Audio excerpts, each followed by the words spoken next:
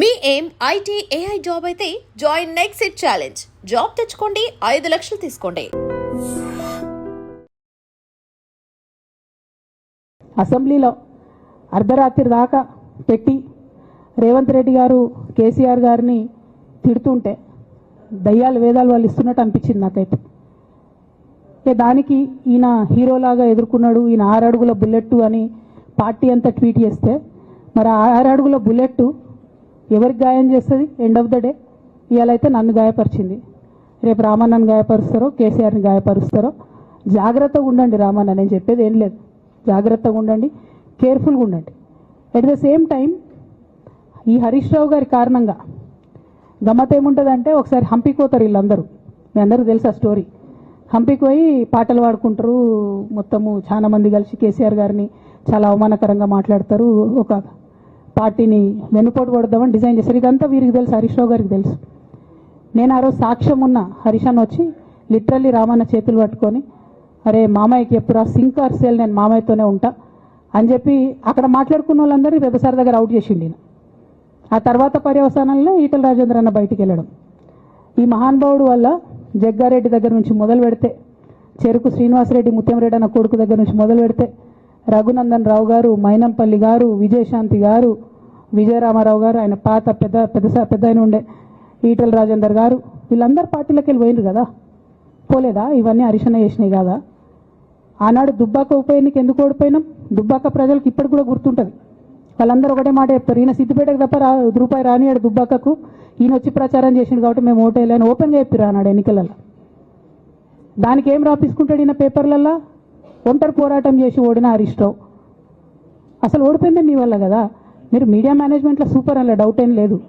Ramanna YouTube manage చేసి నా main stream media manage చేస్తాడు, అంతే, అంతకుమించి వేరే ఏం లేదు. నేను రామన్నని రిక్వెస్ట్ చేస్తున్నా, మీరు కూడా ఆ స్కిల్ నేర్చుకోండి అన్న.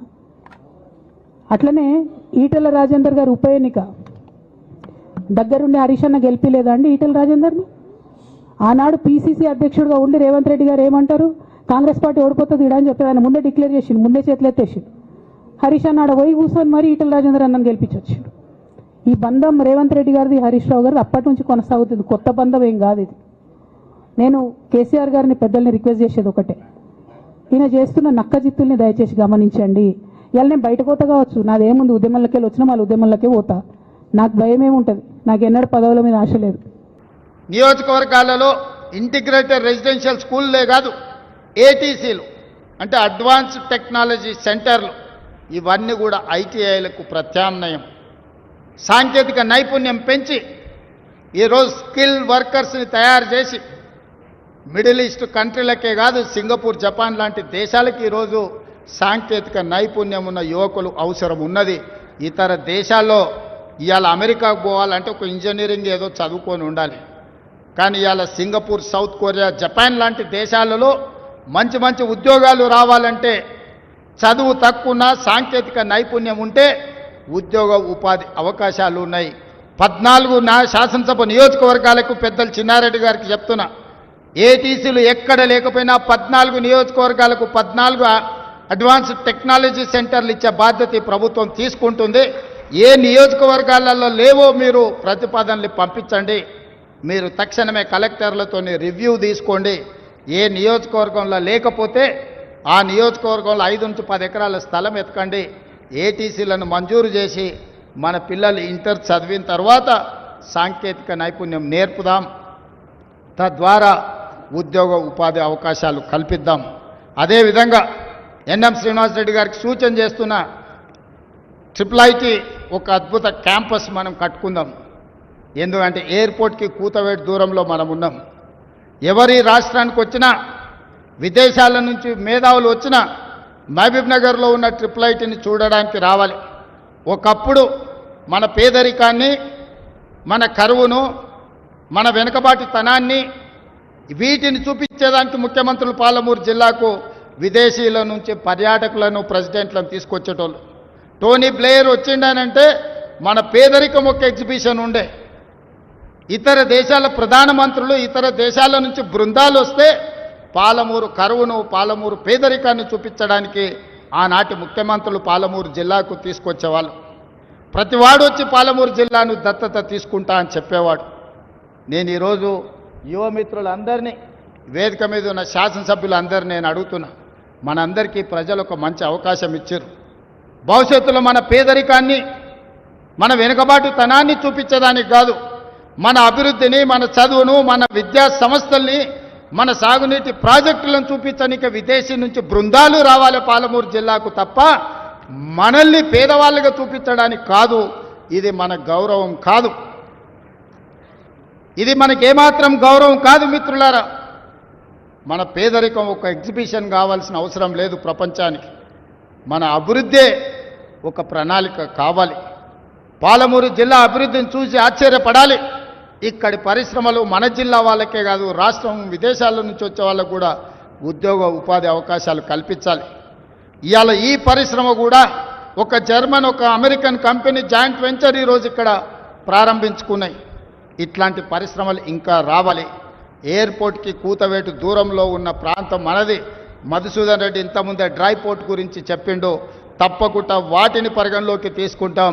అదేవిధంగా హైదరాబాద్ బెంగళూరు కారిడార్ని డిఫెన్స్ కారిడార్గా, డిఫెన్స్లో లక్షలాది కోట్ల రూపాయల పెట్టుబడులు ఉన్నాయి.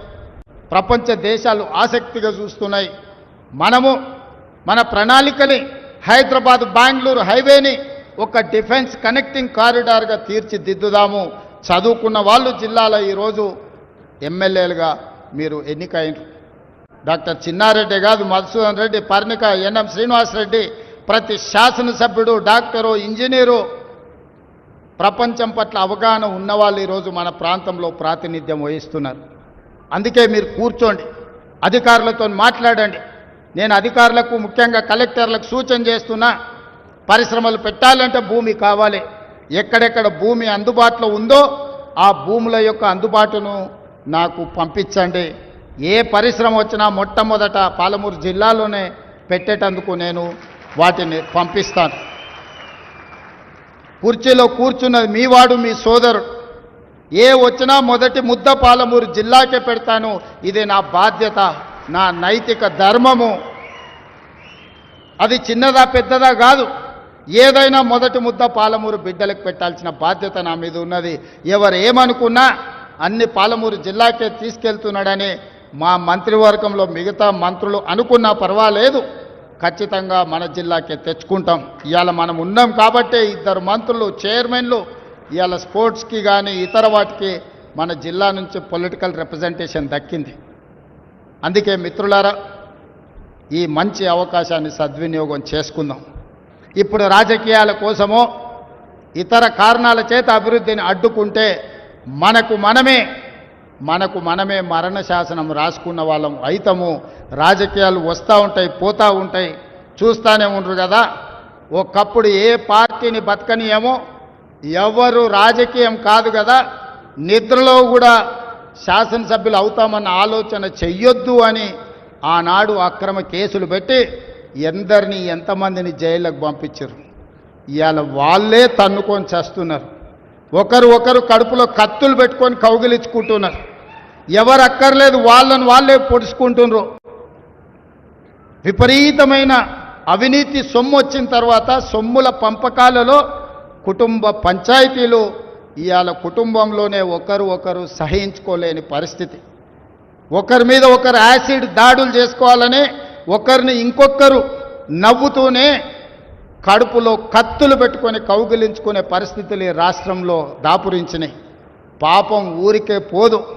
పెద్దలు చెప్పిండ్రు, చేసుకున్న వాడికి చేసుకున్నంత మహానుభావ అని చెప్పిండ్రు. చేసిన పాపాలు ఎక్కడికి పోవు, ఖచ్చితంగా ఆ పాపాలు వెంటాడుతూనే ఉంటాయి. వాళ్ళు అనుభవించి తీరాల్సిందే. ఆయన వెనకాల ఈయన ఉన్నాడని, ఈయన వెనకాల ఆయన ఉన్నాడని నేను ఒక మాట చెప్పదలుచుకున్నాను. అంత చెత్తగాళ్ళ వెనకాల నేనెందుకు ఉంటానయా? నేను నాయకుడిని ఉంటే ముందుంటా, మా వాళ్ళకు తోడుకుంటా. వాళ్ళ కుటుంబాలు వాళ్ళు కత్తులతో పొడుచుకొని హరీష్ రావు, సంతోష్ రావు వెనకాల రేవంత్ రెడ్డి ఉన్నాడు అని ఒకరంటే, లేదు కల్వకుంట్ల కవిత గారు వెనకాల రేవంత్ రెడ్డి ఉన్నాడని. మీరంతా దిక్కుమాలని తెలంగాణ ప్రజలు బండకేసి కొడితే మీ వెనకాల ఎవడన్నా బుద్ధున్నోడు ఉంటాడా? అన్నం తినవాడు ఎవడన్నా మీతో ఉంటాడా? నేను ఉండేది పాలమూరు జిల్లా 4 కోట్ల తెలంగాణ ప్రజల వెనుక ఉంటా, తోడుంటా, వాళ్ళ కోసం పని చేస్తా. నాకంత సమయం లేదు ఇంత పనికిమాలతోని కలిసి, లేకపోతే మీకు మీరే పంపకాలలో వచ్చిన పంచాయతీలు మీరే పొడుచుకుంటారు. మేము చూస్తే చాలు. జరుగుతున్న పరిణామాలు అందరికీ తెలుసు.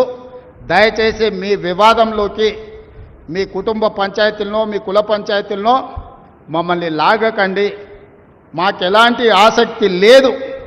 మిమ్మల్ని ఎప్పుడో ప్రజలు తిరస్కరించిండ్రు. మీరు కాలం చెల్లిన 1000 రూపాయల నోటు లాంటోళ్ళు. కాలగర్భంలో కలిసిపోతుంది ఆ party.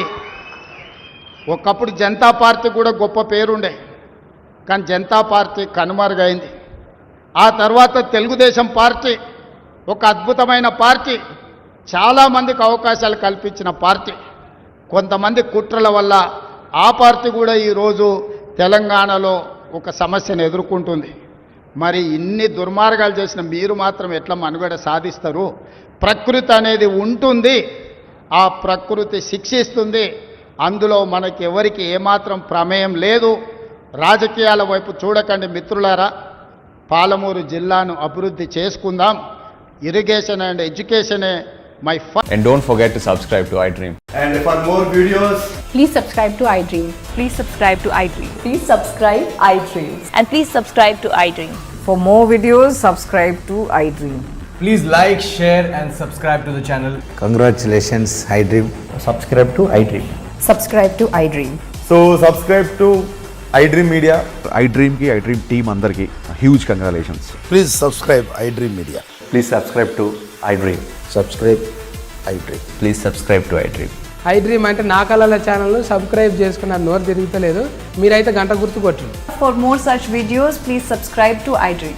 Subscribe to iDream. Please subscribe to iDream. Please subscribe iDream Media. Please do subscribe to iDream. Please subscribe to iDream Media. For best entertainment and information, please subscribe iDream.